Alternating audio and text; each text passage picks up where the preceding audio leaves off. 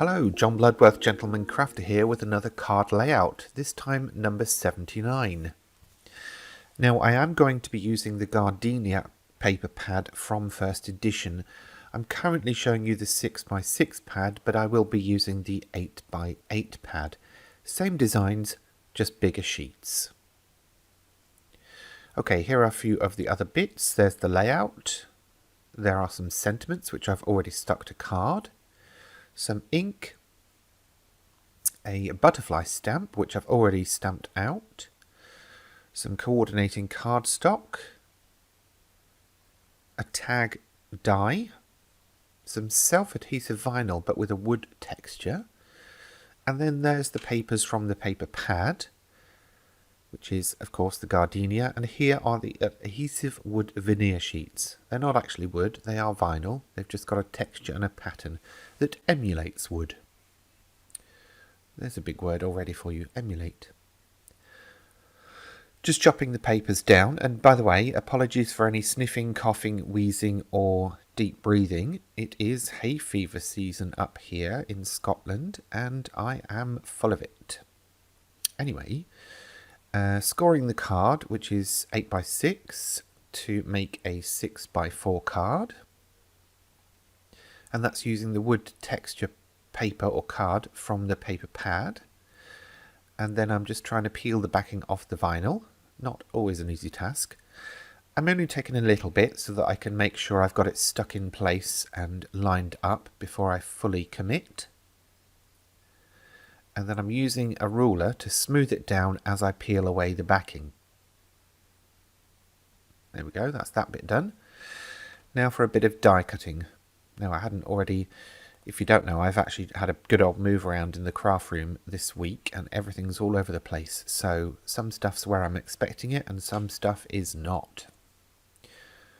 Okay, the flowers I'm cutting from the deep red and deep pink.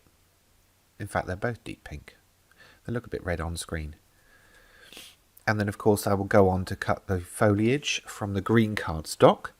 I've skipped ahead a bit though and just showing you here me punching some flower shapes from the pink cardstock to match and giving them a little shape with the paper forming tool. And then more shape being given to the larger flowers with the edge of the ball tool.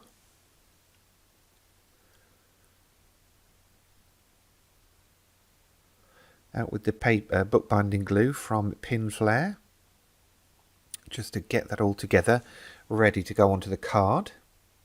Skipping ahead a little bit, and I'm basically using small scissors to chop out the butterfly. Here's the before and here's the after. And then I'll do the same with the small scissors to cut out the sentiments. I didn't think you'd want to sit me snipping for half an hour, so I did edit those bits out. And then I'm just arranging things to make sure it's going to work on the card. I think it's okay. I'm not quite confident with the choice of colours in the butterfly, given the choice of colours in the flower, but I'm going to go with it. Just giving some very light inking to the edges of the tag and using a pink colour to bring the pink from the flower down into the pink from the butterfly. Hence why I was a bit dubious about the colour choices there. But you know what? It's just a trial run, as all these card layouts are, so you can look out for the pitfalls and make yours perfect. With the butterfly, I would normally have used the 3D glue, but right now I can't find it. Literally everything is everywhere. You've no idea the mess I'm sat in right now doing this video, but I guess that's what crafting's about. Just getting on with it and ignoring the rest of the world.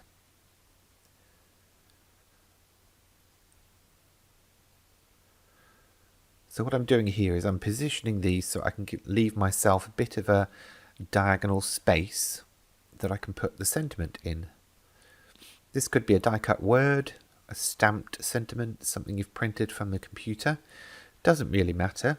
It's just a case of having that space to put it in. And again, I'm using that gridded ruler for a different reason this time. Basically to make sure that that's actually lined up. Because with the lines in the gingham, my eyes are all over the place and I'm not entirely sure what's straight and what's not. It's a general state of being, really, I think. Okay, that's pretty much where I'm at. Obviously, if you'd like the layout, please download it from my blog, gentlemancrafter.com. A link will be below the video on YouTube. And of course, the obligatory gems to finish off. Okay, thanks for watching. I'm going to go and breathe into an oxygen tank, and I will see you another time. That's it for this time. If you've enjoyed this video, please remember to give it a thumbs up. And if you have any questions, feel free to leave them in the comments section below. And for more from me in the future, please remember to subscribe to this channel. Thanks for watching.